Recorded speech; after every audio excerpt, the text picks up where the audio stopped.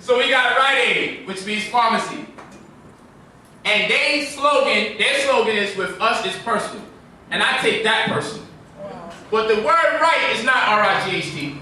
The word right is R-I-T-E, which means it's a religious or other solemn ceremony or act. The rite of communion, fertility rites, a ritual. So when you go to Rite Aid, they perform a ritual on you. They're not telling you, it's right in our face. What y'all about? The word right? It's right in our face that they perform a ritual. This is not the correct aid. This is a ritual. How do they perform this ritual? Okay, now this sounds like witchcraft and sorcery. Well, let's take a look at the word pharmacy in Greek. We also find it in the Bible under the Greek concordance number 5331. So of course we're going to go into the Bible and see where we can find this Greek word. We're going to do that for sure. But pharmakeia means the use or the administering of drugs. 1, poisoning. 2, this is where the word pharmacy comes from. It's Greek. This is the Greek. This is the transliteration in English. And this is the concordance number. If you go in the Bible and you look up the where you see this number, which most of us don't have Bibles where they show you the numbers that take you into where the word was translated from. The word pharmacy is throughout the Bible. It's always used for the word sorcery or witchcraft or poison. The word pharmacy is always in the Bible under the Greek. It's been translated. The word for sorcery or poison or witchcraft in the Bible, if you go into the language it was translated from into the English, you'll find the Greek word pharmakeia, which is what? Pharmacy. So we see that the word pharmakeia means what? The use or the administering of drugs.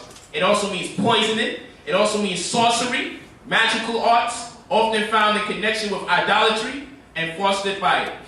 We go to Galatians chapter 5, verse 20. We see idolatry, witchcraft, hatred, variance, emulations, wrath, strife, seditions, heresies.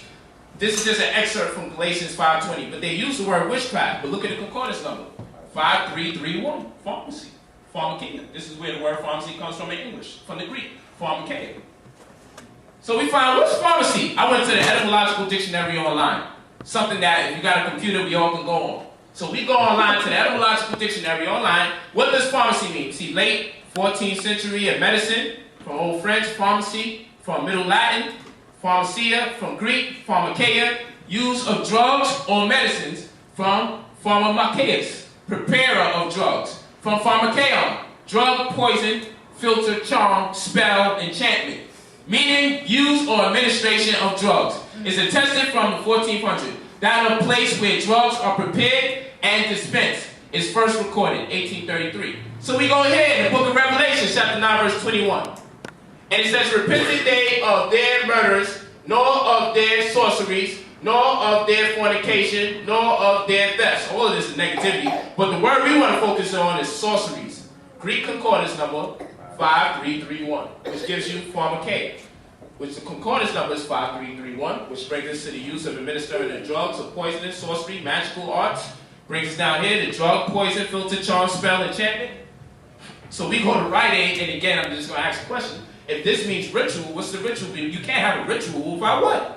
The charms. You can't have a ritual without what? Poison or casting a spell. And what's the spell? The spell is called a prescription, because you could barely read the prescriptions because they're taught as doctors how to write in a way that you don't understand. If you ever got a prescription from a doctor, you can't make out the writing. They're taught doctor writing. They're taught, that's the incantation. What's the incantation? What's the spell? Well, the spell is the symptoms. So how much time I got? Oh, what am I supposed to see? Well, your forehead's going to start sweating. Your stomach's going to start hurting. And as they tell you, your leg is still going to hurt. Oh yeah, you're going to be tired throughout the day. You're going to be dehydrated. When you get a wreck, it's going to hurt. One tooth fall out. Tooth fall out. And there goes the spell. There goes the spell. So you can't perform a ritual without those dynamics. So when we're talking about go to the drugstore, you don't realize you're participating in a rite. They're performing a ritual on you. Because first of all, why are you going to people that don't promise you a cure? A treatment? And what does cure mean? Let's go back to Latin. Gives you the word curio, which means queer, or faggotish. I put that word in there. It's not in the dictionary. Queer. What's queer about it? When you go to the hospital, for whatever reason, they want your ass out. There's a split in the road. Yep. What is hospital? Brings you to hospitality. That's right. So that's why they put you on the bed. True. But what's a doctor? Etymologically, the word doctor is supposed to mean teacher. The word witch is supposed to mean wise. So which doctor is a wise teacher? All this is confusing because none of this is actually being applied when we go into these dynamics. But one thing we do understand, with them, is personal. How many clinics do you see in the white community? Before you answer, I'm just going to let you know it's a trick question. White communities don't have clinics. Pay attention to that. White communities do not have clinics. Show me one. Black communities have clinics. In fact, black communities have people come to the schools telling the girls to get abortions. Abortion alternatives. Black communities have clinics that give them money to buy their wombs. This doesn't take place in nobody else's community but ours. Our women will sell their wombs just because it's witchcraft and a spell. Because if you're a witch in this day and time, you have the authority to work someone's mind into hell. Because all you have to do is say, yo, your womb's going to fall out. You might as well just at least make some money off it and sell it. Okay, Doc. Can I just do it next week, though? Nah, you need to do it like 2 days from now. All right, Doc. Then go home crying, oh my gosh, I have to sell my womb. At least I can cash in because it's about to fall out. It's about to be prolapsed. This is for real.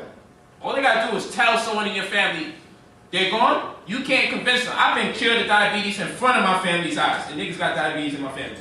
Still. They let my aunt go. My father let my aunt go. My father was with me when I was diagnosed with diabetes. Alongside my wife for 14 years.